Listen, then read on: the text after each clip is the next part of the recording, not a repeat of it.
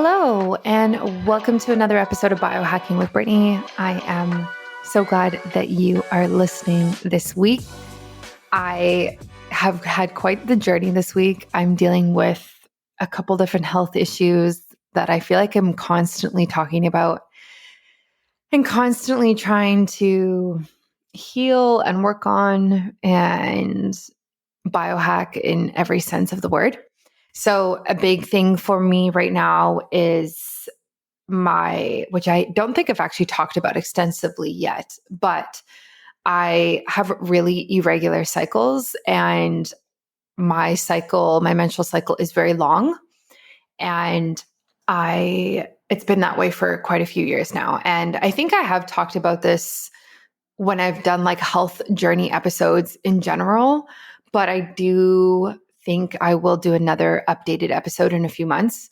And the reason I'm bringing this up is because I've been having a lot of ovary pain lately in my right ovary. And it's interesting because I've always actually had pain in my right ovary, even since I was like a teenager. Like I've just had random like shooting pain, let's say. And when that happens, like if 10 is the worst pain ever, like you need to go to the hospital, it'll be at like, a 7, but it'll only last for like 30 seconds, a minute, and it'll go away. And it wasn't very common, but it would just happen sometimes when I would like move in a different way or stretch in a different way or anything like that. And in the last few months, it's kind of transitioned to this weird, kind of like dull, achy pain, and it's more frequent, which is interesting. So it's probably like a 3 or 4 when it happens, but it lasts like a longer time. So like multiple hours. And I've been tested for cysts before and fibroids and endometriosis and PCOS and things like that. And I have had cysts on my ovaries. And I know that my right ovary is like the one that gets more cysts. Like I've never, ever had any pain in my left, like no issues whatsoever. So it's just my right. So it's interesting. And now that I'm talking about this out loud, I'm actually thinking that I want to look into actually what the right ovary means in terms of, I guess, like Ayurvedic medicine and like things that kind of equate different parts of the bodies with different emotions and different traumas and things like that, because I'm very curious as to if there's like some other bigger meaning there. And yeah, so I've been having this pain, and I'm also doing 75 hard right now, which is an interesting kind of collision of the two. So 75 hard is like a health challenge, and every single day you have to do certain tasks. And I'm really, really liking it. I'm feeling really good. I'm feeling really on top of my game. My mental health is actually in a very, very good place right now. My physical health is in a good place too, like aside from this. So, and my cycle is actually doing better in terms of length. So I just had my period, I think last week, and my cycle was 42 days, which is long, like obviously compared to the average of 30. But I've had cycles that have been like 60 days, 55 days, So to see it at 42 is actually encouraging for me.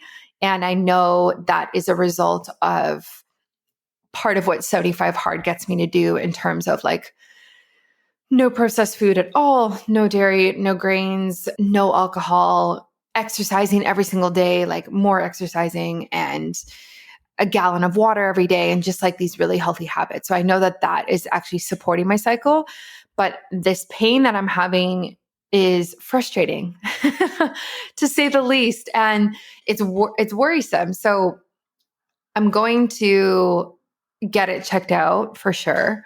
There's a fertility clinic that I go to in Vancouver, and you have to be referred there. And I was referred there a few years ago when I first started having pain, like pre-pandemic. And at the time I was having cysts as well. And they thought I might have PCOS. And I didn't check all of the boxes for PCOS. And so there's different like definitions of PCOS. Some people say you need 2 out of 3 symptoms. Some people say you need 3 out of 4. Like there's different, I forget the actual names, but there's different like diagnosis criteria for it. So with this doctor that I was seeing, who is quite, let's say, old school, he was following that. And he said, no, I don't think you have PCOS because you don't hit all of this criteria. So at the time, it was helpful to actually be in that clinic, like be referred and have somebody to go to who did like an ultrasound and got tested all my hormones. And I actually had all of this data and information.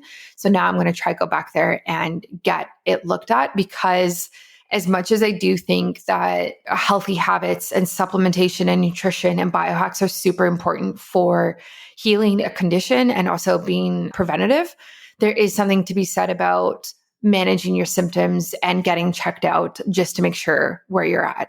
Now, mind you, when I go and get checked out, I'm just going for the ultrasound. And when I went last time and did the tests and the ultrasounds, he basically told me like, you can try get pregnant now or go on birth control and that'll help your symptoms. And I don't want either of those things. And so this time when I'm going, it's going to be very similar of like, I'm just going so that I can see what's happening on my ovary. And I'm not going to listen to whatever BS advice that you give me. And I'm going to do something more holistic and just a very alternative approach to it. So it's really got me thinking in the last month about my healthy habits and my health choices. And the 75 hard thing is like, when you do such a strict program, it very much illuminates the areas of your life where you actually haven't been super healthy. And for me, as like somebody who has been healthy, somewhat healthy, trying to be healthy since I was 16, I have always thought like, yeah, I'm decently healthy. I really work towards this every single day. But when you do these health challenges, it really shows you like what you should be doing. And, you know, maybe the 20% that you're not doing or the 50% that you're not doing. So now I'm actually thinking, and this is like very new thoughts, which is funny that I'm actually talking about it on my podcast of all places.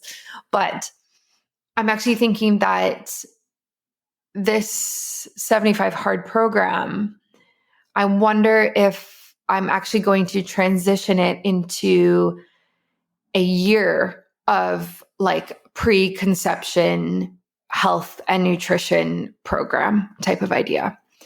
So I like don't want to have a kid right now, but I do want to have a kid in the future. And I don't want to say that I worry about it, but when I'm having symptoms of like ovarian pain and longer cycles, it makes it very like front of mind that it might be harder to ovulate. It might be harder to have a kid. And like I don't want it to be front of mind, but like when you're having daily symptoms, of course you're going to think about it.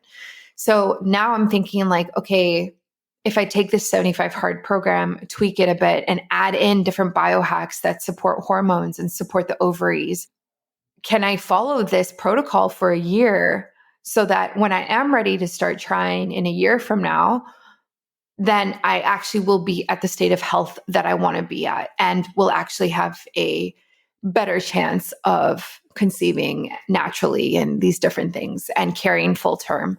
So yeah, I don't know fully what it's going to look like. I'm going to do a podcast episode on this, and I'm sure I'll talk about it on Instagram as well, because I know that there's a lot of women out there who really struggle with conceiving. And I don't think there's a lot of people who actually talk about preconception health. You know, like there's a lot of people who talk about fertility, and there's a lot of people who talk about pregnancy and postpartum, which I think are all valuable, very valuable. But there's a distinction between fertility and preconception, right? Like fertility is, okay, we're struggling to get pregnant. How do we both become more fertile? Whereas what I'm talking about is, how do we just go from a basic level of health to optimal health for everybody so that we can produce healthier children, smarter children, have a healthier pregnancy? And so it's not necessarily about fertility rates. It's about mom being as healthy as she can during, before, during, after type of idea. So yeah, these are just my thoughts recently. And I'm curious, like following a protocol that is centered on very, very healthy habits, how that can promote motherhood, I guess, and like carrying to full term. And I've heard multiple people talk about this. I was just listening to a podcast the other day where Dave Asprey's wife was actually interviewed, and she had PCOS and she got pregnant at 37, and she has 2 kids. So she got pregnant at 37, and she did the same thing of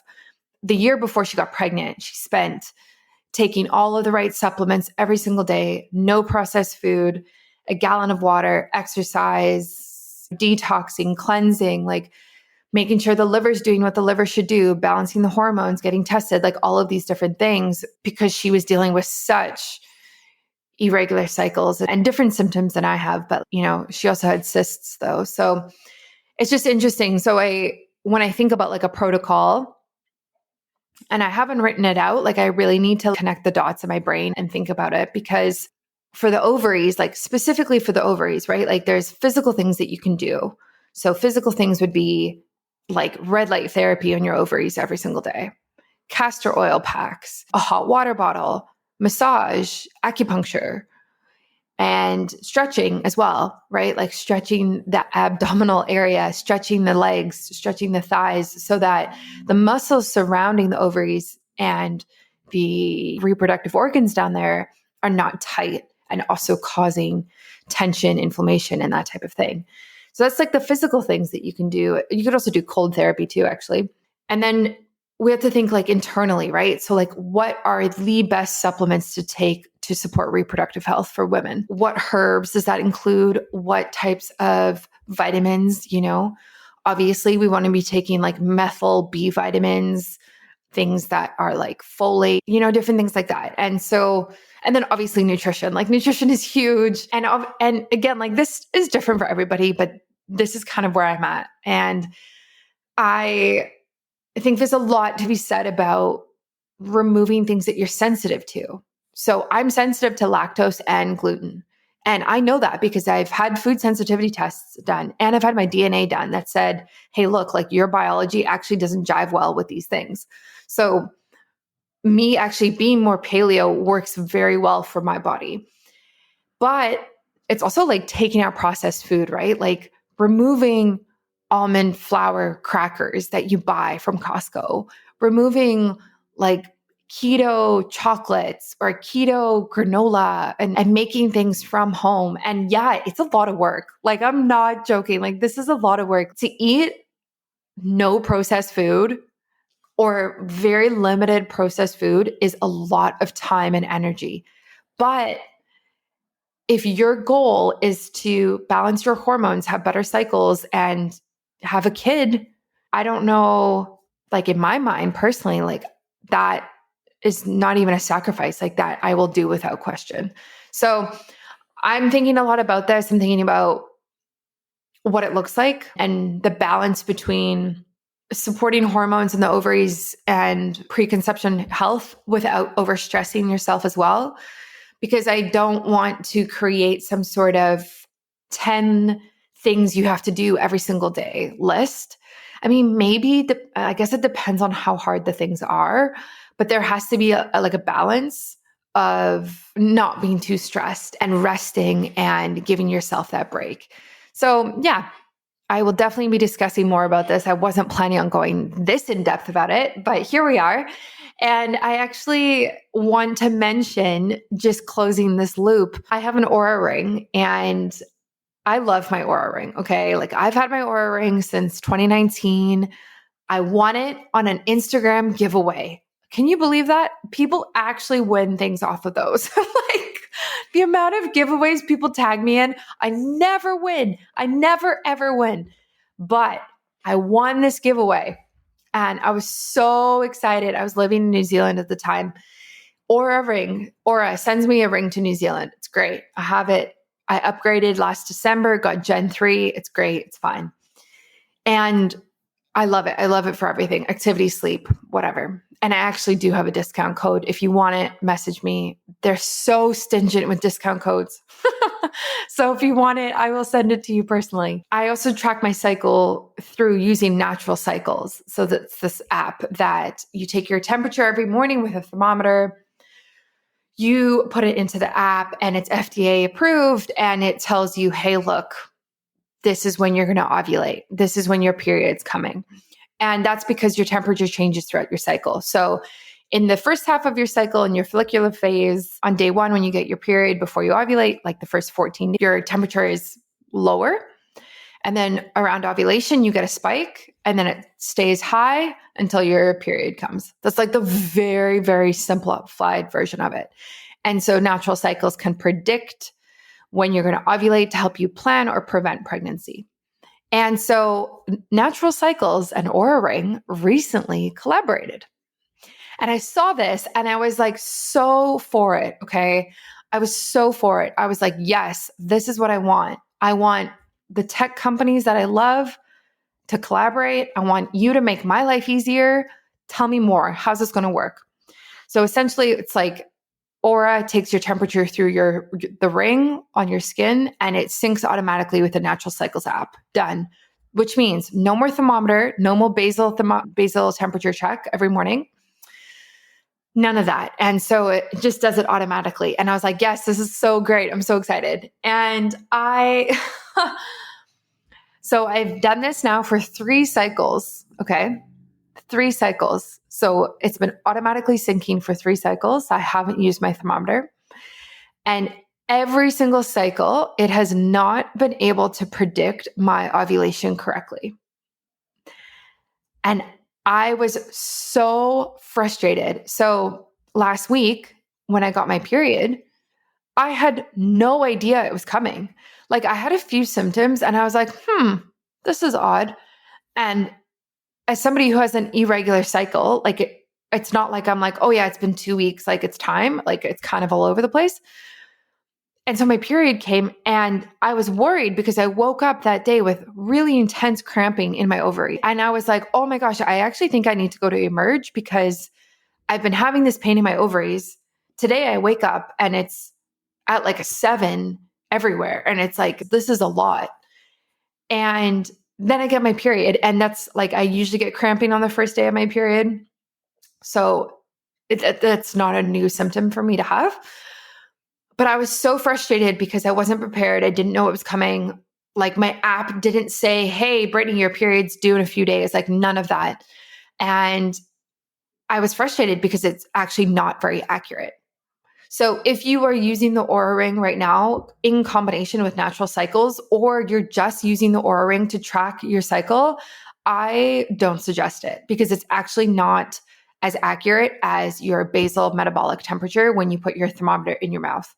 And I emailed Natural Cycles about this because I went into my phone, into Natural Cycles, and I was like, okay, I'm not using Oura anymore. I'm going to switch back. And they don't let you switch back. You have to email customer support to say, hey, I don't want to use Oura anymore. I want to use this old way of doing this. Switch my account back, which is absurd. Like, pardon me, why can't I just switch it back? I was very frustrated. And so they asked for like feedback and I wrote this whole thing of like why it's inaccurate. And my email was very blunt as they can be. I was like, I'm not looking to be convinced to continue using Oura because I was just pissed off about it. So I don't suggest you use that. And Oura, I love Oura, but I think Oura just needs to stay in their lane. Like, I don't think skin temperature is precise enough to be able to predict your ovulation. And it kind of bugs me now that they're trying to market towards females more through this channel when it didn't work. All 3 cycles, you inaccurately predicted my ovulation for the first time. I've been using Natural Cycles since I think 2018, and this has never, ever happened before. So nope, not here for it. Not here for that collaboration. The last thing I will say is in my research, when I was kind of taking a look back at tracking my cycle, tracking my temperature, everything like that, I actually was listening to a different podcast about somebody who's talking about PCOS. And she uses something called OvoSense, let's say. And this product I cannot believe I have not heard of it. As somebody who is very much into health tech and biohacking and like female health, like I'm very shocked that I haven't heard of this. Anyway, so it's a tiny little device that kind of is like the size of a tampon. And you actually insert it vaginally when you sleep, and it tracks your temperature. And there's no signal from it, no Bluetooth, nothing. Like you connect it to your phone the next morning. So there's nothing like, obviously, because I would not be for something like that if it did that. So it tracks your temperature, and it's more accurate than tracking your basal metabolic temperature, because when you check your temperature orally, if you are sick, if you don't sleep well, if you're hungover, if anything is off, even slightly with you, your temperature will be wrong. And that can inaccurately predict when you're ovulating. So using like taking your temperature vaginally, like that doesn't happen. It doesn't matter if you're sick. It doesn't matter if you're hungover or whatever. The temperature is still accurate. So they are very cool. And I actually reached out to the brand. So I'm going to see if I can work with them. They're FDA approved as well. And they have, I'm looking at their product right now. So it's basically like, yeah, like the size of a tampon. So you buy the device and then you have to pay for it monthly or all time or yearly. And yeah, this looks incredible. Like this looks really cool. So if you want to look into this and you're like thinking about pregnancy, thinking about preventing pregnancy, whatever, you just want to know, it's called OvuSense. So spelled OvuSense. And I will put this into the show notes for you to find, because I think this is really fascinating. And also, like, I don't know why there aren't more companies out who are like tracking your temperature like this, or I don't know why I didn't think of this product myself, but it's a really good idea. So yeah, it says you place the sensor, you sleep, and then you download the data the next morning. And it confirms ovulation with 99% accuracy. That's insane.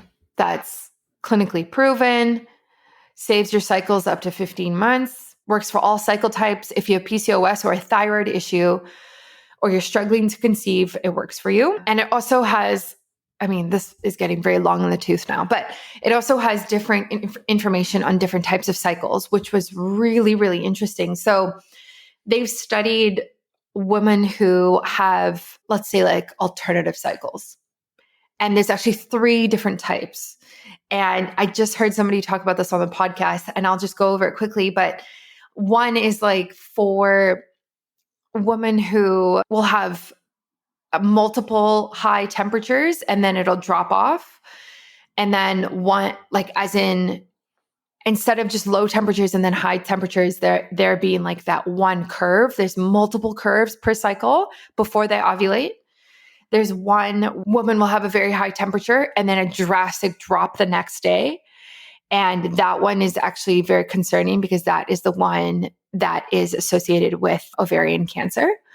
So looking at that type of thing, and like women who have a short luteal phase in conjunction with a very large drop in temperature after the initial high temperature with ovulation. And then there's one more, which I'm forgetting what it was, but regardless, like it's really cool to see data like this come out and information come out about different cycles, right? Like not just the BS, like you have a cycle for 28 days and it's normal and there's no symptoms and there's no PMS and there's no, there's just like this beautiful temperature curve. Like I think it's difficult for a lot of women to have repetitive cycles that look like that. I think every single friend that I have has some sort of PMS, has some sort of like abnormality in her cycle, whether it's heavy bleeding or weight gain or like insane bloating or cramping and she can't go to work that day. Like there's all of these different symptoms. So I think the more data that we can track on ourselves, the more important, the better it is. And so I'm going to look into this and I'll probably just order it today or this week and keep you updated, because this is the type of health tech company that I can definitely get behind. So thank you for listening to my rant about my ovaries and health and everything. And I will continue to keep you in the loop. And if you have this OvuSense vaginal thermometer. If you have anything similar to what I've talked about, some sort of like preconception protocol, talk to me. Let's chat. I am so curious. So you can message me on Instagram. That's where I'm at most of the time. A quick shout out to the sponsors of this week. Valhalla Vitality, one of my favorites. They produce Hypovar. And again, if you are into fasting or focus and you want to be able to think clearly, I love their product Hypovar, which is used to really get you into the state, like flow state. It's got THCV in it. It doesn't make you high or anything like that. And it just really works well in the body. And it actually helps suppress your appetite, which I think is really cool. So obviously there's a time and a place for that. We don't want to overdo that. But if you're fasting and you're into intermittent fasting, a product like this is really great. Or if weight loss is your goal right now, something like this is fantastic because it's natural, right? Like we have a cannabinoid system within our bodies. And so when we kind of activate that and support that through THCV, which is a cannabinoid, it can be very effective. So definitely look into them. Everything's in my show notes. It's also on my website. And a shout out to Silver Biotics. The other health condition I'm dealing with is the rash on my legs. I don't want to talk about it. I'm frustrated, but Silver Biotics is helping. It's one of the only things that's helping, to be honest. Silver kills bacteria, kills on contact, right? So it kills bacteria, any harmful pathogens, microorganisms, anything like that, parasites. Like it actually inserts itself into the cellular membrane and breaks it open and kills it. If you wanted a visual. So that's why I love silver. That's how it works. And topically, there's actually quite a lot of research behind it. So it's been used for so long. It's not colloidal silver. It's actually nano silver particles. So they're smaller, so they don't accumulate in the body, which is why I love Silver Biotics. And last but not least, Viome. I got tested again in the summer. And that was my first time testing in 2 years. And Viome tests your gut bacteria, your oral bacteria, and your blood. And really takes a look at how the microbiome is doing in your body. How is the good bacteria doing versus the bad bacteria? How's your digestion? How is your oral microbiome in terms of like cavities and tooth decay and not bad breath and things like that. So it's really fascinating how much data they pull from the samples that you send them. I really suggest getting this done if you're dealing with like persistent symptoms that you cannot get rid of, kind of like me right now, whether it's bloating or IBS or skin issues, rash, eczema, anything like that. This is what I would do. Like, I think it's super important to test and not guess. And Viome is one of the people that I recommend for that because they have the full body intelligence test, which does, like I said, like blood, your oral microbiome, and your gut microbiome. And that is very comprehensive. So again, link to my show notes. All my discount codes are always Biohacking Brittany in all capitals. You can check them out. And I'm actually, all three of those brands are part of my 12 days of biohacking gifts holiday campaign that's coming. Very excited about this holiday campaign. I've never done a holiday campaign or holiday event, we'll call it. And those three brands are a part of it. And so that means that I will be giving away products from them, each brand on a day within the first 12 days of December. And they will be for free. So you could win. And there's going to be lots of content, lots of info. So stay tuned for that. Enjoy this episode.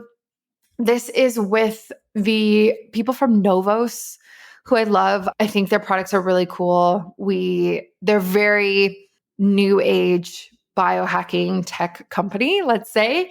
And we talk about longevity and reducing your biological age and healthy aging in general. And it's really fascinating.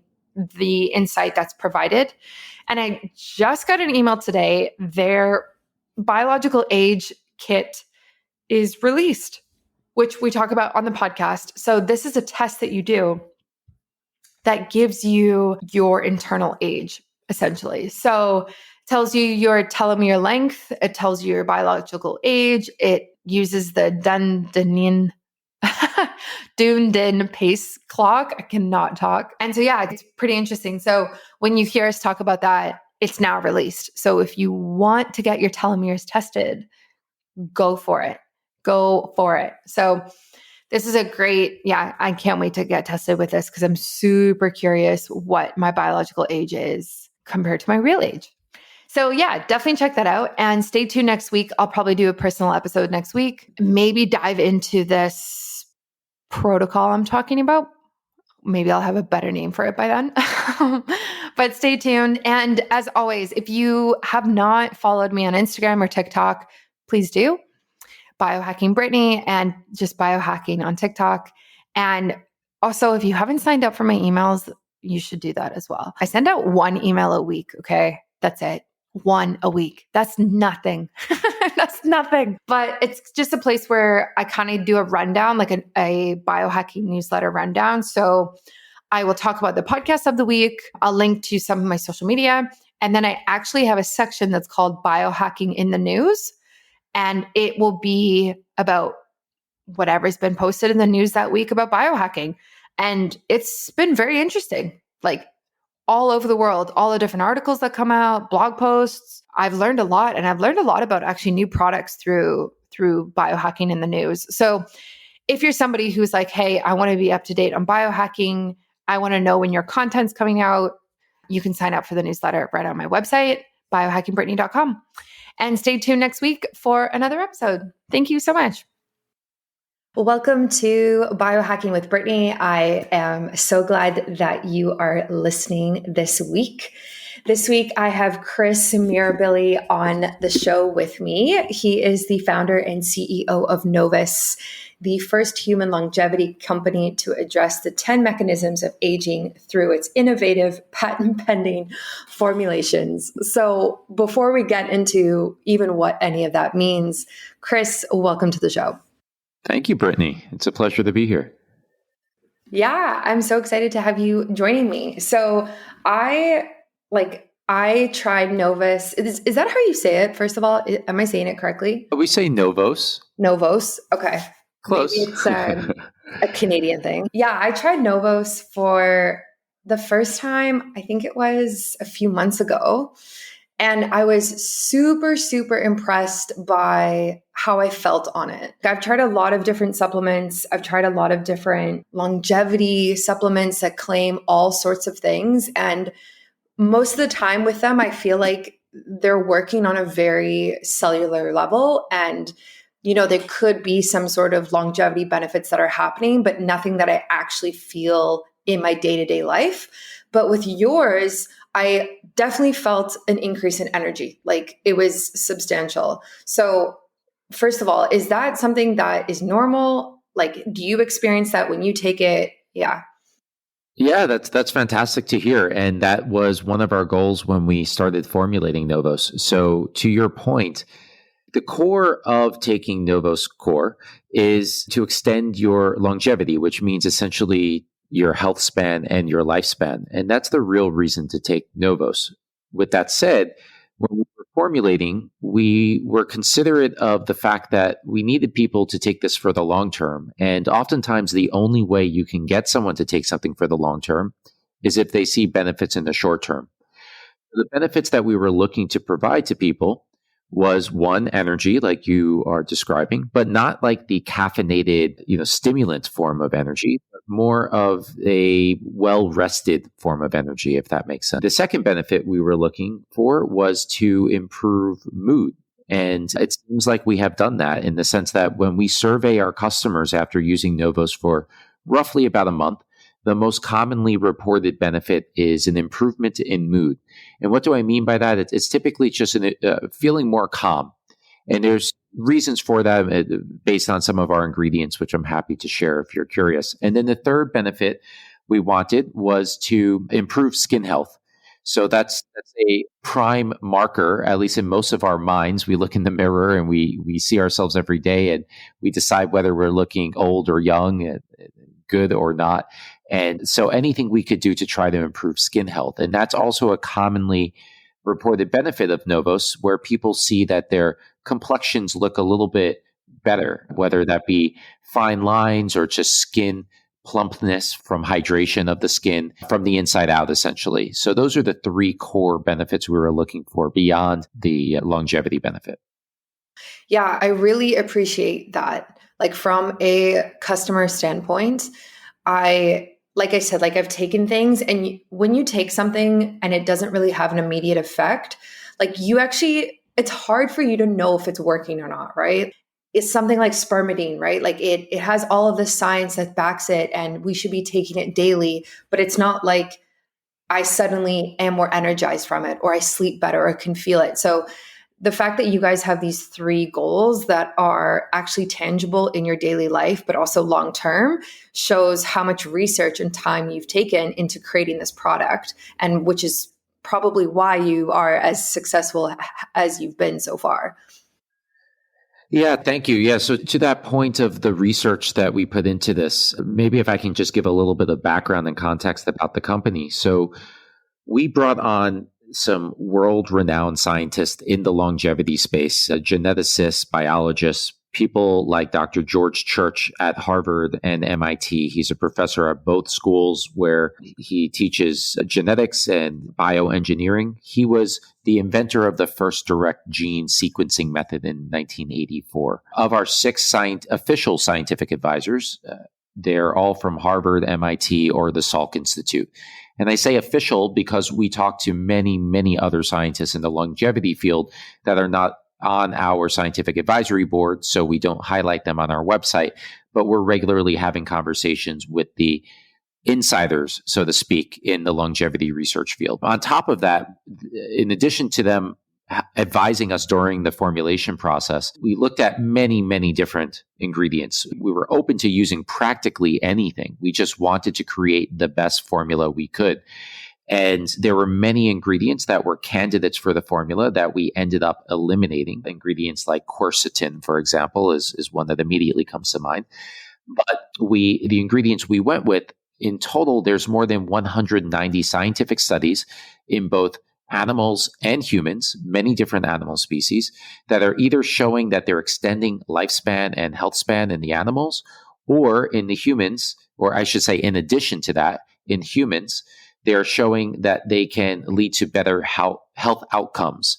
So it might be reducing symptoms of some sort of health issue, or increasing health span, or in a meta-analysis, it might lead to longer lifespans and lower all-cause mortality. So we have all of these studies and the logic behind how we formulate on our website. If you were to go to novoslabs.com/evidence, you'll see a very long webpage with tons of resources and scientific studies and so on, including scientific studies we have since run for the complete formula, currently in vitro human cell studies, and we will eventually have significantly more than that in terms of our research. Yeah, that's really great. So I'm curious why you took quercetin out of your formula. Yeah, great question. So instead of quercetin, we ultimately decided to go with fisetin. And the reason we were considering quercetin and fisetin both was for the impact they could potentially have on senescent cells. So senescent cells are one of the 10 hallmarks or mechanisms of aging. They're essentially like zombie cells that form from damage. One of the reasons a senescent cell can form is because a cell is turning cancerous. So it's like your body's way to kind of shut it off, prevent that cell from spreading. Now, the problem is typically the immune system should remove these cells, but senescent cells kind of fly under the radar, and they can release what's called a SASP, a senescent associated secretory phenotype, which is a really, really big word for something simple, which is that they're releasing damaging molecules that then can cause neighboring molecules to also turn senescent. And so as you age, you get more and more senescent cells. And the goal is to reduce the number of senescent cells or to at least reduce their spread. So to slow down the spread of these senescent cells. And so quercetin was a well-known ingredient to potentially do this. There are some biohackers that I would not recommend this. And by the way, everything I say is not medical advice, and this is included in that. There are some biohackers that are experimenting with a chemotherapeutic called dasatinib and combining it with quercetin to try to destroy these senescent cells. Now, I would definitely not recommend that for a number of reasons, but specifically quercetin, the issue we had with it, in speaking with one of our scientific advisory board members, Dr. Pamela Maher at the Salk Institute, who's a world-renowned expert on these specific molecules, the concern was that quercetin could cause unintended damage to otherwise healthy cells. So the ideal is that you're only impacting senescent cells and senescent cells alone. But with quercetin, unfortunately, there's a higher chance of it impacting healthy cells, which would include even stem cells, and in particular endothelial cells. And for that reason, we wanted to go with something, the whole adage, first do no harm. We wanted to go with something that would not harm any healthy cells, but would then have a favorable impact on the senescent cells. And fisetin fit the bill for that. Now, overall, as a formulation, I mentioned earlier, we do in vitro studies. We did an in vitro study with human cells, and we looked specifically at cellular senescence. And we found that we were able to have what's known as a senostatic property on the senescent cells. In other words, we were able to prevent those senescent cells from spreading. And not only that, we reduced the size of those senescent cells by almost 50%. And when you compare this to the gold standard longevity drug, prescription drug, rapamycin, which if you care to, we can talk more about, we had a similar impact on senescent cells as that prescription drug. But with our formulation, of course, everything we have in it is natural and available over the counter. Yeah, I love that. And I appreciate you explaining that because I take quercetin right now for longevity, but also because it reduces histamine, like when you take it with food. But I haven't heard about some of the things that you mentioned. So that's definitely something that I'm going to look into further. And that's the point of having a podcast like this and having the biohacking community, right? Is like constantly changing what you're taking and figuring out what's best for you for the outcomes that you want. And sounds like we previously said, like you guys have done a lot of research to kind of help people get there. Yes. And to that point about histamine, so I would consider myself somewhat of a biohacker myself. And I've personally had issues with histamine, especially allergies, seasonal allergies, cats and dog dander, certain foods. I found actually that I was able to very significantly reduce my histamine levels with something you wouldn't expect. It was actually just getting more of the crucial essential vitamins into my diet, specifically vitamin A seemed to help a lot. Vitamin E to some extent as well. I believe I was deficient in those. And by getting more of those into my diet, I can now live with a beautiful rough collie with hair that sheds like crazy and have no symptoms whatsoever. Whereas before I wouldn't be able to be around a dog like that. I had experimented with quercetin many years ago for the same reason that you seemingly are. And I found that this in the long term, it's not overnight, but in the long term, this worked better for me. Yeah, that's interesting. I should get my vitamin A and vitamin E levels tested. I do a lot of like testing on myself, but whenever I do certain blood tests, it actually never really includes vitamin A and vitamin E, probably because they're they're fat soluble vitamins, but I guess you can do vitamin D. Anyway, I'm just thinking out loud. I'm going to have to look into this further, but I want to talk more about aging. Of course, like it's such a massive topic. And I'm definitely not somebody who is like anti-aging and even really likes when people say that, because I do think we should kind of embrace it. But on the other hand, like what are the signs that people can see in themselves if they are aging at a faster level than they probably should be for their age?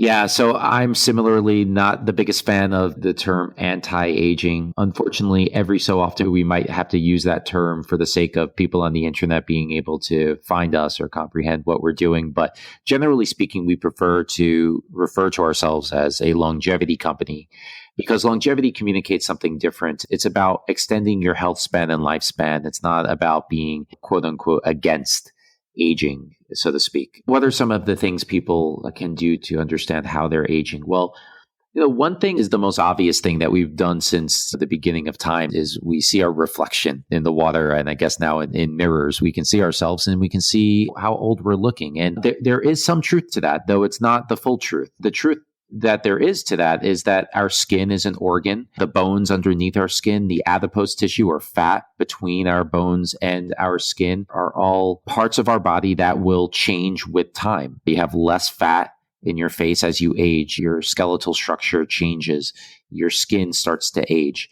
And so these are some organs and some telltale signs of aging. There's actually, and the next thing I'll talk about is epigenetic tests and what you can do with those and how you can leverage them for longevity. But there was a study done where they were looking at the epigenetic age of individuals, and they were all, I believe, 40 years old, chronologically speaking. And then they took the combination of the 10 youngest people, the 10 closest to the mean of 40 years old, and then the 10 oldest people, again, based on their epigenetic scores or their epigenetic outputs.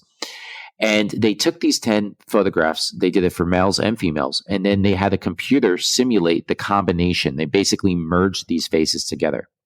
And when you see these faces side by side, you see the average 40-year-old, you see the older 40-year-olds, and you see the younger 40-year-olds.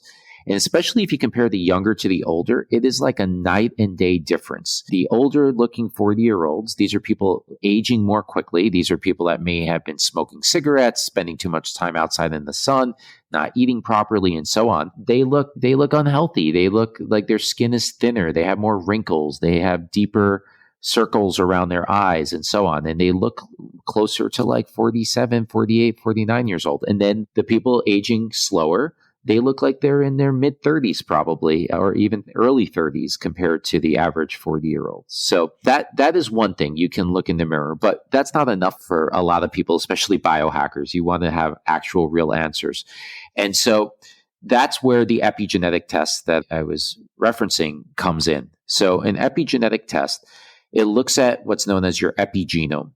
So everyone's familiar with their genome nowadays. It's what are your genes? But your epigenome is where that question of nature versus nurture comes in.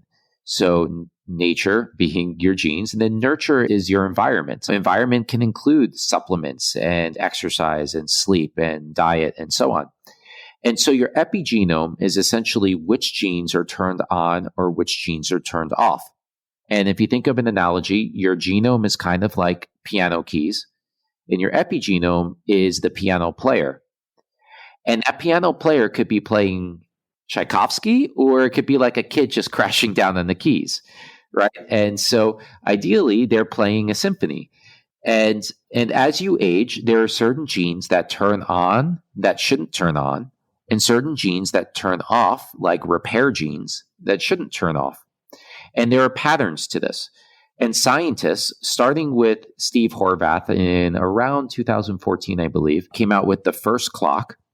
And since then, many other scientists have come up with many other clocks that look at these patterns and use different mathematical models to be able to then get closer and closer to figuring out how old someone is. Now, the first generation clocks were focused on trying to pinpoint someone's chronological age. But as time progressed, the scientists realized that that was less important. What's more important is to figure out how old someone is biologically. And the answer to how old someone is biologically is associated essentially with their mortality risk. So if you're 90 years old, your risk of mortality is probably hundreds of times higher than it is when you are 15 years old. So there are many different clocks out there. We've investigated as a company what is the best clock out there currently. We've spoken to many scientists in the field and authorities, and that has been determined to be what's known as the Dunedin pace clock. The Dunedin pace clock was created by researchers at both Columbia University and Duke University. It's called Dunedin because that's a region in New Zealand where there is a cohort of people, approximately 1,000 people, that have been followed for 45 years. Their blood being sampled and different biomarkers and their lifestyles and tons of data points. It's one of the most complete data sets for a cohort over such a long period of time. And they use this to then base their epigenetic clock on, and they can output the pace at which you're aging, your rate of aging. And so if you're average, you're going to age 1 year per chronological year. So your output would be 1. If you're aging faster, it might be 1.1, which means you're aging 10% faster than the average person your age. And then, of course, if you're below 1, you're aging that much slower. I was very, very fortunate with my outcomes, though not without a lot of sacrifices and discipline throughout my lifetime. My result was 0.69, which is an outlier according to the lab that ran it. In fact, other results we can talk about, like my telomere age is that of an 8-year-old, and I have other epigenetic test outcomes. But 0.69 basically says that I'm aging 31% slower than the average person. I'm almost 40 years old now, and my biological age from other tests puts me in my mid to later 20s. Are you concerned about aging on a cellular level? Did you know that over time, aging occurs due to decreased cellular quality, and that each time a cell divides, cellular quality and health is reduced due to shortening telomere length? Over time, low quality and unhealthy cells should be destroyed and recycled by the body. However, the modern diet prevents this activity, known as autophagy, from occurring at a sufficient rate. This combination leads to the process of aging and the prevalence of chronic disease as we age. Luckily, we can use herbal extracts to support aging and longevity on a cellular level. These are a couple of my favorite. So I love using spermidine, which has been studied for years due to its amazing effects on increasing lifespan. Research has concluded that the life-extending effects of spermidine come from its ability to increase autophagy, which is the natural process of recycling damaged and unhealthy cells in the body. This also includes glycoastragenol, which is an exciting new herbal extract that lengthens telomeres. It literally reverses the effects of cellular division to protect against further damage and cellular aging. Euthyvar by Valhalla Vitality provides these two powerful herbal compounds, spermidine and glycoastragenol, to combat and reverse the aging process. Euthyvar was formulated with synergy in mind. The synergistic effect of increasing telomere length and autophagy simultaneously has previously been untapped.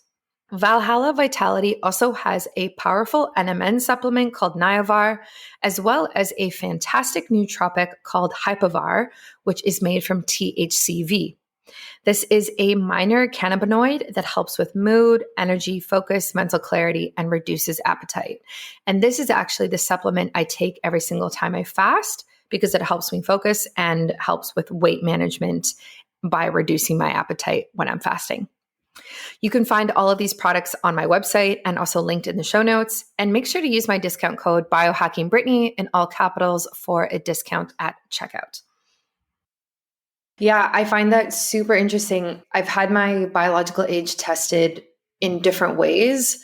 So I've had my gut tested and they gave me a biological age. I've had my blood tested multiple times and they've given me a biological age. It's kind of like a fad almost right now, but I've never done the epigenome. And so that's super interesting. I am definitely going to look into that after this because I would love to know what it is right now. And then also if I implement new lifestyle changes or a new diet for 6 months and retest, I wonder as well how quickly we can improve the results through the daily choices that we make.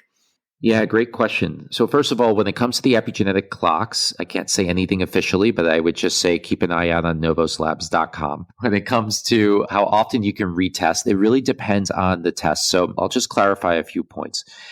So I mentioned the Dunedin pace clock, which tells you your rate of aging. Then there are other epigenetic clocks, also known as methylation clocks, because the epigenome is based on methylation of DNA. Those that give you a specific biological age output are less accurate than the Dunedin pace clock. And it takes longer for you to see a change in these clocks. I like to give the analogy of somebody who is driving a car.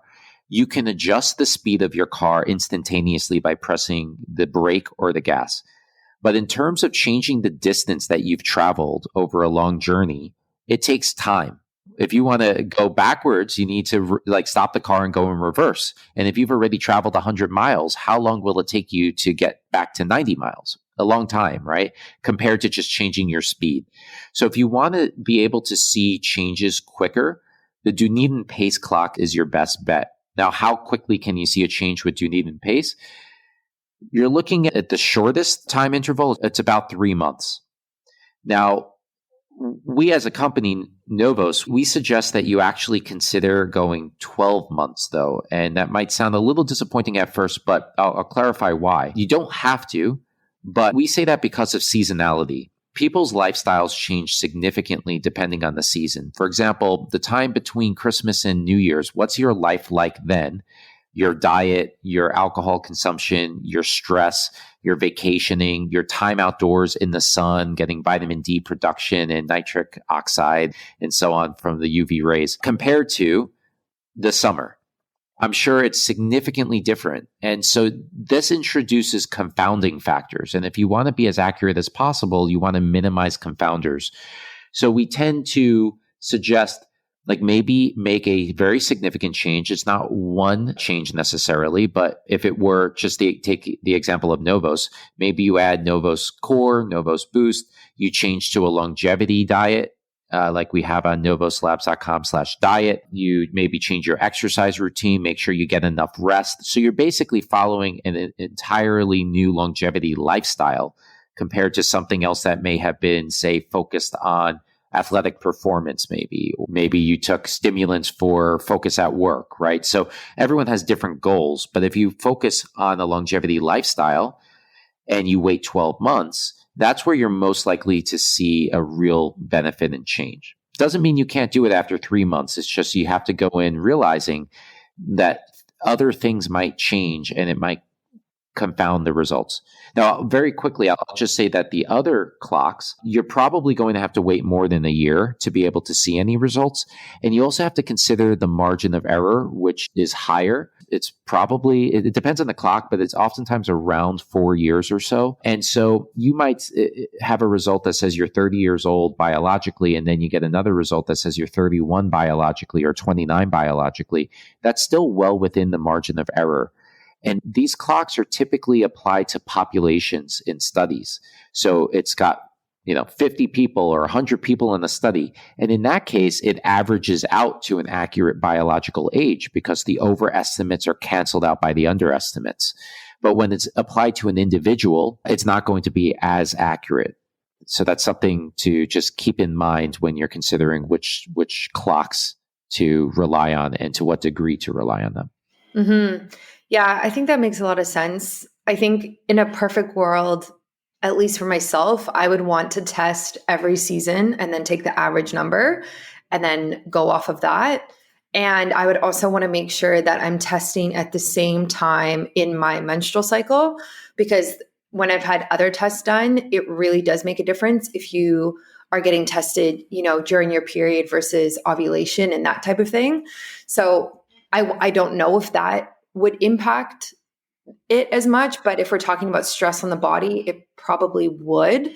So it would be really cool to track data in general for a year like that and then be like, okay, this is like my average number and let's see what I can do about it.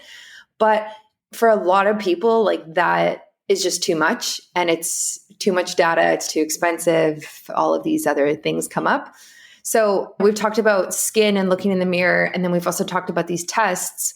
But is there anything else that you kind of think is like a really good marker of how you're aging, whether it's like energy or, I don't know, your stress levels, libido? I don't know.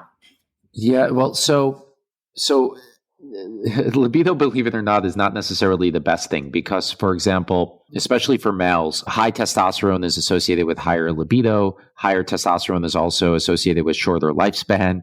So it's not clear cut. It might indicate that you're more young and virile, but it doesn't mean that you're going to live a longer lifespan, which is actually an important point to bring up. You have a lot of quote unquote anti-aging doctors that prescribe growth hormone or testosterone therapy, and they say that it will make you younger. But when it comes to actually improving longevity, that's actually not the case. It can shorten lifespan. It might make you feel younger in the short term, but you might also be accelerating your aging in the process. So I just wanted to get that out there. To your question, though, I launched a blog maybe about 2 months ago. It's called slowmyage.com. It's a personal blog. It's not related to my business, but it's where I post my biological test results. And then I'm also planning to shortly start posting about my lifestyle, everything from my diet to my exercise routine, my hacks and experiments that I run on myself and how those experiments work out. So on there, I talk about everything from the more, I would say, invasive ways of testing through blood and paying a lab. So that would be like the epigenetic test I mentioned, but I have a total of 7 different epigenetic clock outputs there. I've got telomere age. But then when it comes to your question specifically, what are some things you can do at home? Well, one is pulse wave velocity. So pulse wave velocity measures cardiovascular. Maybe I should take a step back and just mention that the age is a complex topic. Like we tend to think of age in a very simple way of like, how old are you? And when it comes to biological age, different organs can have different ages. So you could have had a really rough life with alcohol, for example, for a long time, and maybe your liver aged quicker than another organ in your body, right? So I think it's important to consider testing different aspects of your health. And these epigenetic tests give you almost like an average across your body. So they're still very valuable and important, but it's nice to be able to do tests on an organ level. So that's where pulse wave velocity comes in for heart. And this is something, the Withings scale, I can't recall what model number, but it's actually not available through the US because of FDA regulations. They don't allow them to provide pulse wave velocity. At least last time I checked, they didn't. So I had to order it from Europe. Maybe you could get it from Canada, but you want to check and make sure that the scale you're getting is capable of PWV. And it's basically saying how fast the pulse wave is moving through your veins and arteries. And the faster, the worse, because the faster, the stiffer they are. And you want very supple, elastic veins and arteries, right?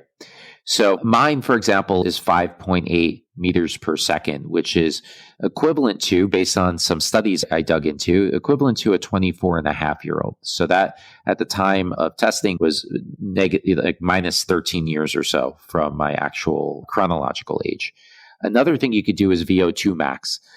The best way to do this is to actually go to a laboratory and put that face mask on, and they measure your carbon dioxide levels and so on.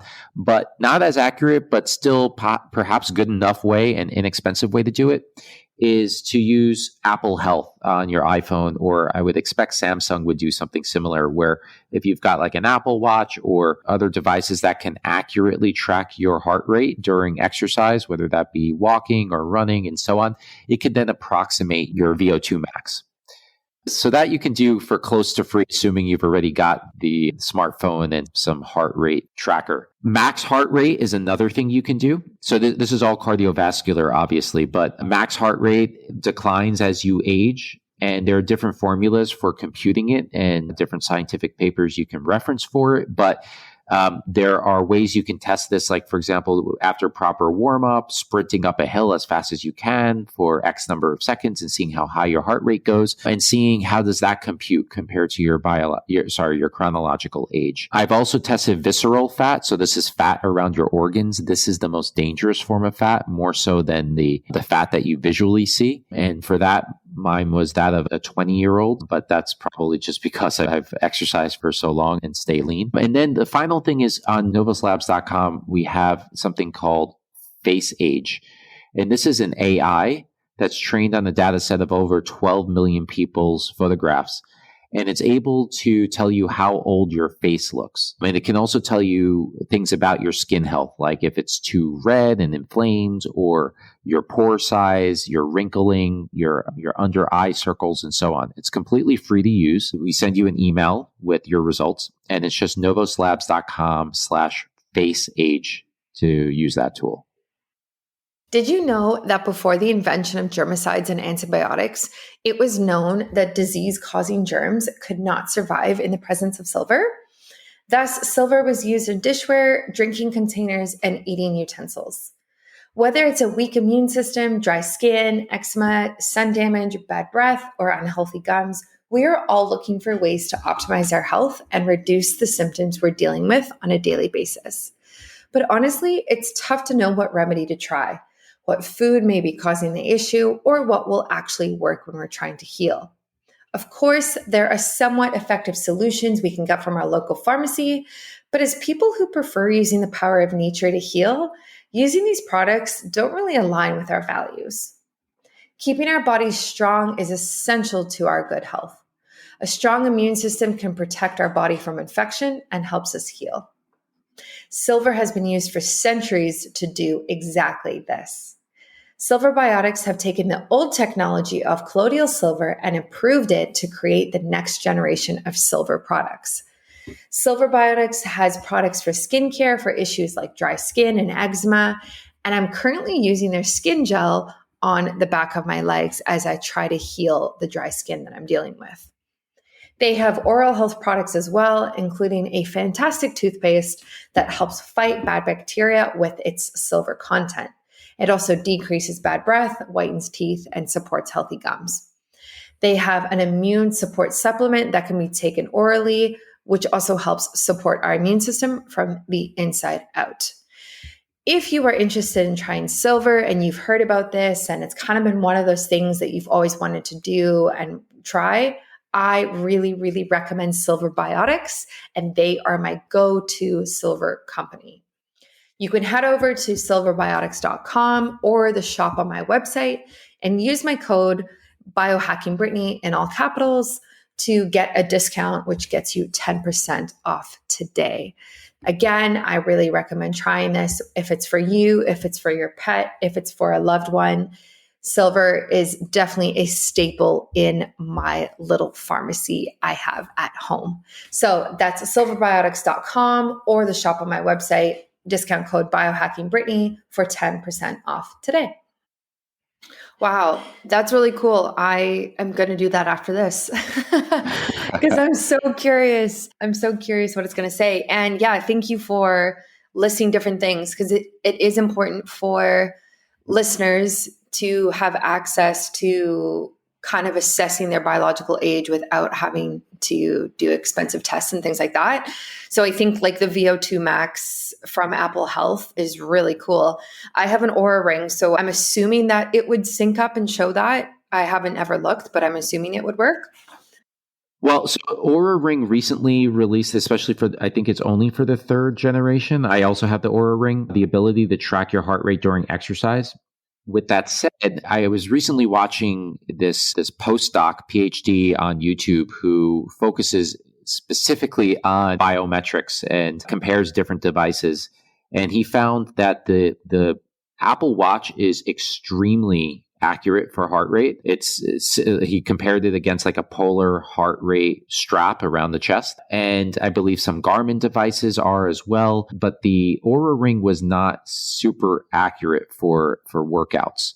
So I can't recall the name, but if you go on YouTube and you search for Oura Ring heart rate accuracy or something to that effect, I'm sure you'll be able to come across his videos. Yeah, that's really interesting. I've heard people say similar things in terms of like their HRV that they track, but I don't have an Apple Watch either. So it would be interesting to have an Oura Ring and an Apple Watch and see what it says during a workout, like see how they compare. But I'm sure people have done that already and there are YouTube videos about it and that type of thing. So that's definitely good to keep in mind. So now that we've kind of said like, okay, these are what you can look at in terms of like how you're aging and how well you're doing.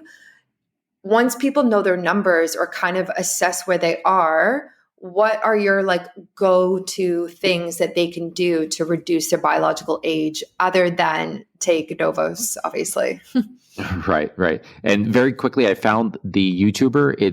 He is the Quantified Scientist. So Oh, he has a perfect. lot of really, Okay. really nice content. So what are some things to do to improve biological age? I would say a very popular one that a lot of people are talking about right now, but one that is incredibly powerful and is completely free. In fact, you'll save money is fasting. So, and of course, there's what a lot of people refer to as intermittent fasting, but more accurately is time restricted feeding. So that would be minimizing your eating window or eating only a few hours during the day and then going the remainder of the day and sleep without eating. What's even more powerful is the actual fasting. So trying to go more than 24 hours without eating, of course, as long as you have enough body weight and you have your medical doctor okays it, and going as far as 72 hours, where that is where like most of the biological benefits set into place. So some of those are, for example, autophagy. Autophagy is where your body it needs energy, it needs calories, and you're not getting it externally from food during the fast. So your body needs to source it internally. And the body is very smart in terms of which cells to take that energy from. It's going to select the cells that are weaker or older or might have DNA damage to them rather than the brand new healthy cells, right? So in this constantly fed world that we live in, compared to evolution when we had the feast and the famine, we don't have famine anymore.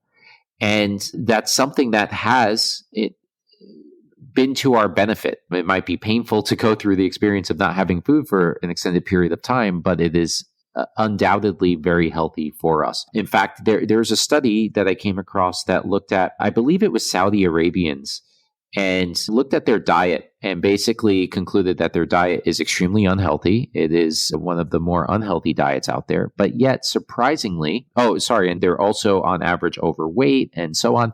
But surprisingly, they had lower incidences of cancer. And the theory is that that is based on the period in which they fast every year, right? And so because of that fasting, they are theoretically removing these cells that are damaged and have DNA damage, and then they are reducing the likelihood that they are going to be impacted by cancer. Yeah, I think that's really interesting. I've fasted a lot in my life so far in different ways. I've done longer fasts, I've done shorter ones, a lot of intermittent fasting. And there's I always hear two sides of it, especially in the biohacking world. It's almost like the biohacking world is very pro fasting because of all the reasons that you just said. But then if you step more into like the wellness world and especially like female health, there's a lot of people who are against fasting and say it's too stressful for the body. It like disrupts hormones, hormonal balance. It can mess up your menstrual cycle. So I always hear these two narratives and I'm always trying to kind of figure out how that fits in for female biohackers. Like, how can you get the benefits of fasting for longevity, but also have healthy, balanced sex hormones every day and not delay ovulation or have any eruption in your menstrual cycle? And I don't know if you know the answer to that, but that's kind of the debate that I'm always going through when I'm trying to figure out how long I should fast for.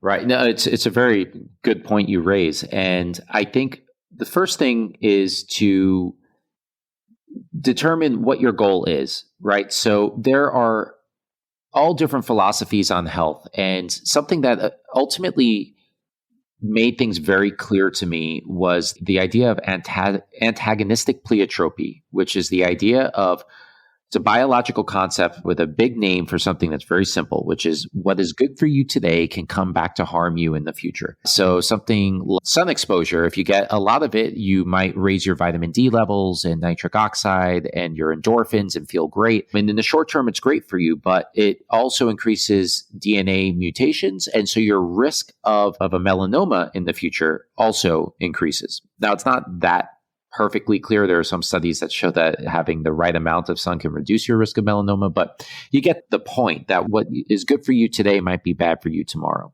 And so if you look through the lens of longevity and you ask the question, is fasting good? Well, yes, fasting is good.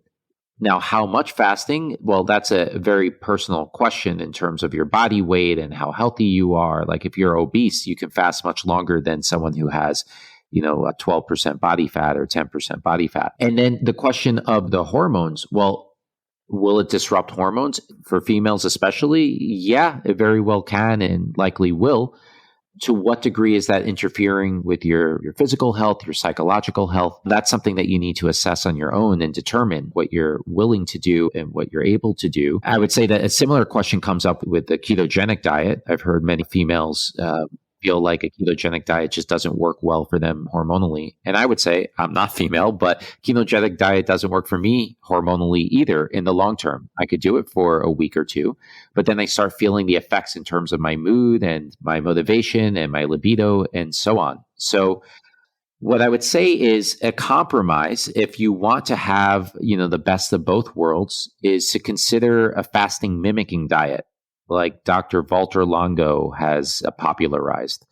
So you can research fasting mimicking diets and find it's a hypocaloric diet. So it's much lower calories, but it's satiating. There are ingredients that are not going to stimulate mTOR and IGF and so on nearly as much as other food groups would or food types would.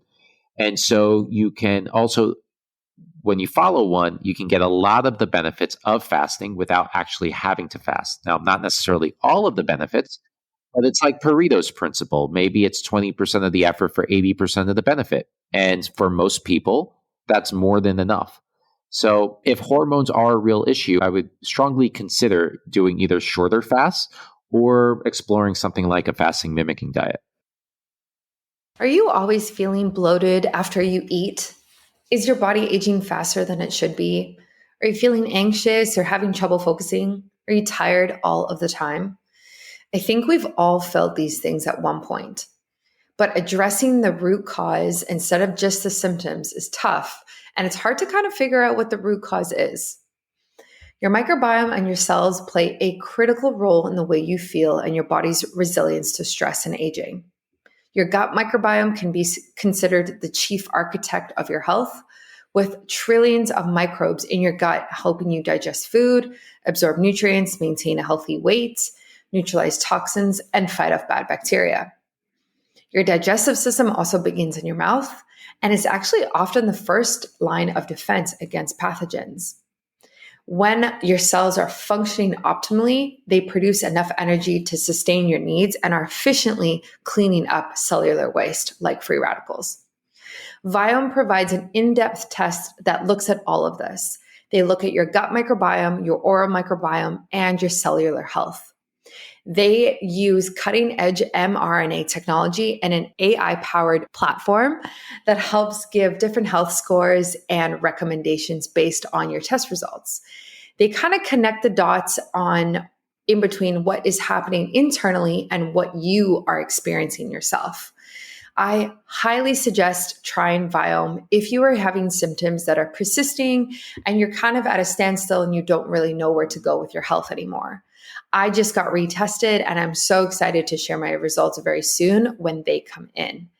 I would do the full test, the gut microbiome, the oral microbiome, and the cellular health so you can get a full picture of what's going on with you right now. Obviously, I have a discount code for you guys. It's Biohacking Brittany in all capitals for 15% off. This is actually more than they offer on their website, so it's definitely worth using this code. You can find Viome on my online store at biohackingbrittany.com or linked in my shop on my Instagram account, which is at biohackingbrittany. So again, try Viome and use my discount code biohackingbrittany in all capitals today. Yeah, I totally agree with what you're saying. And I like that principle that you were talking about earlier as well. For me, I found that I just kind of take it not to the extreme. And I used to intermittent fast daily for 2 years or something. And it did become disruptive to my hormones. And now I'm at a point where if I'm hungry in the morning, I'll have breakfast, but sometimes I'll fast 16 hours. And then, once a week, I try to do a 20-hour fast. and that's it. And it's very like not as strict, not as controlled, and just more of like within the flow as well. And I kind of think that's the best approach, but I think that's just the season I'm in right now. I know there is research based on women who are postmenopausal and how great fasting can be for them. And so if I was in that stage of my life, I would probably be doing much longer fasts daily, because I think you're right. Like, I think the longevity benefits are so important.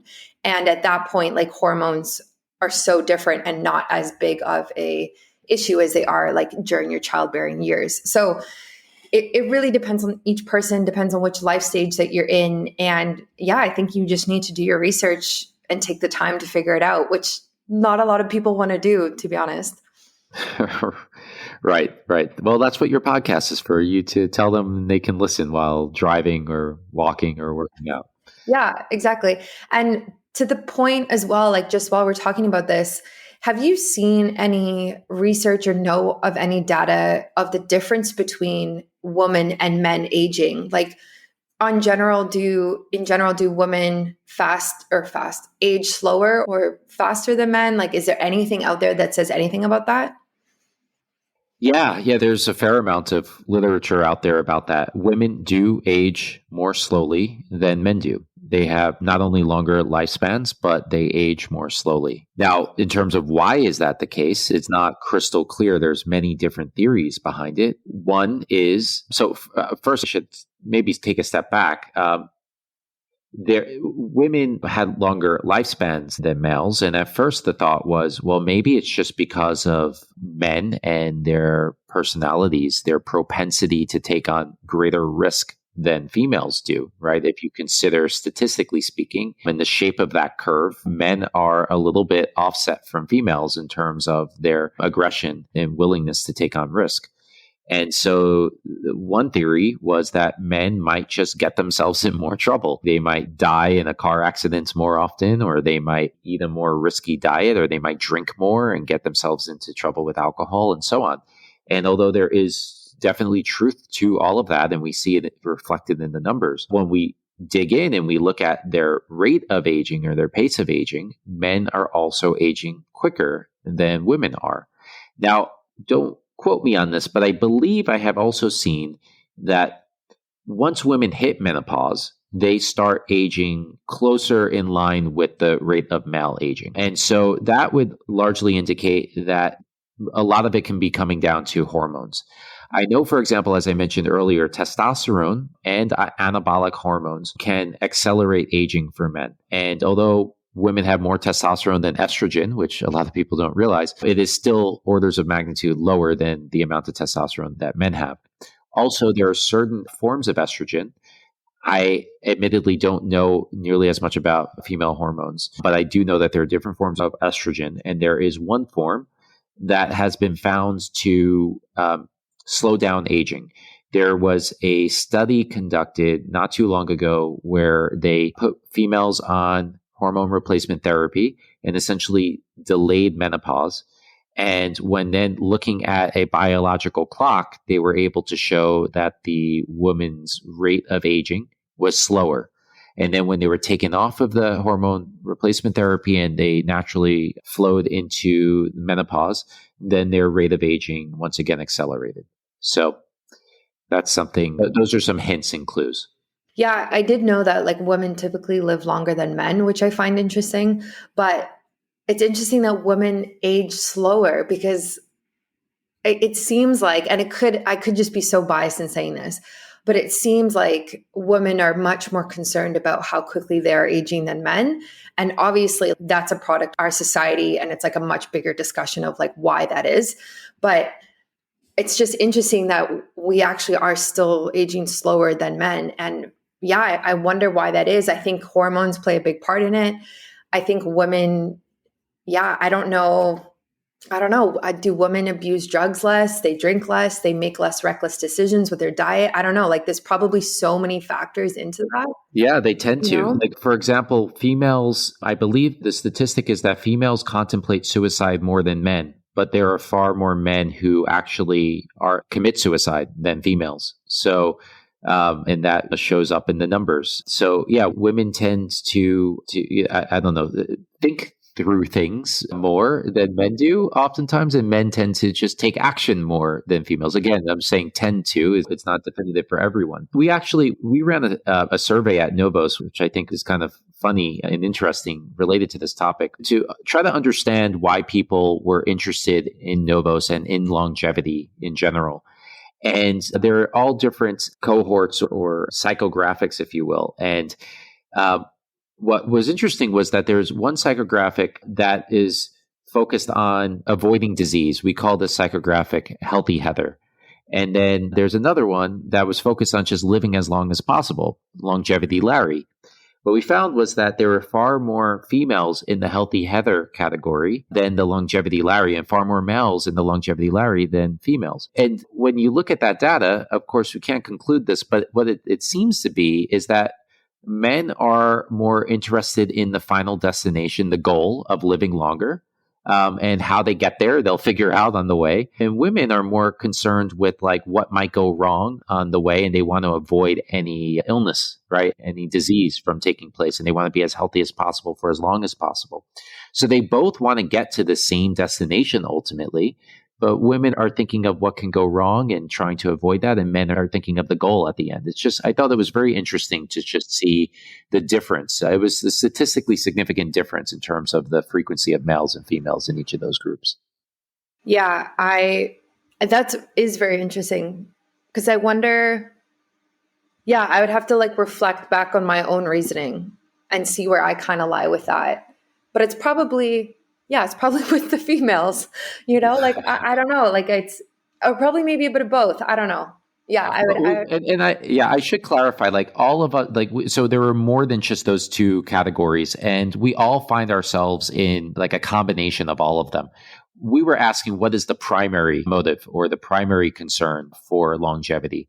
And so, yeah, the question would be like, what are you most concerned about or care most about? Another category was like looking young, right? Everyone wants to look young, but is that the primary reason you're into longevity, or is that a secondary or tertiary reason? Yeah, I think that's true. I think I definitely feel like that, like outward appearance for sure, but also as a biohacker, like longevity, obviously I want to increase my health span. And I kind of think of, when I'm older, yeah, I mean, we're getting into like the weeds here, but I just kind of think of, I don't want to be stuck at home, not being able to do anything when I'm older. And if I have grandkids, I can't hang out with them because I don't have the energy. Like all of those things are those like situations I picture are kind of like my motivation as well. But I would have to think about like the order of motivations for myself. And it's really cool that you surveyed your population to kind of see where they're at. Right. Yeah. Well, to that point about energy, then you would be in the category of energetic Eddie. So there's all of these different categories. So that's funny. Yeah. So if people want to connect with you and they're like, okay, great, I'm sold, I want to try this Novos product, where can they go? How can they find you?